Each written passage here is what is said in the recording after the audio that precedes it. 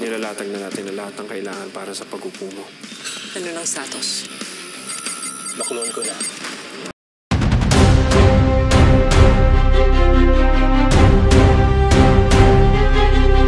Dito nga itinanong ni Thomas kung desedido na ba si Gab na mag-anal na silang dalawa, ngunit pabirong tanong ni Gab kay Thomas na ayaw mo ba magpaanal, sabay ngiti ni Thomas.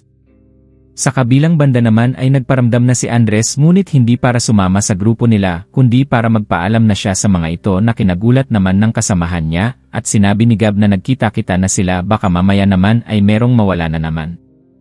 Samantala itong si Andres naman ay masaya na sa desisyon niya, at namang si Greg at si JB ay nag-usap na kahit walang kontrata ay tutuloy nila ang mission.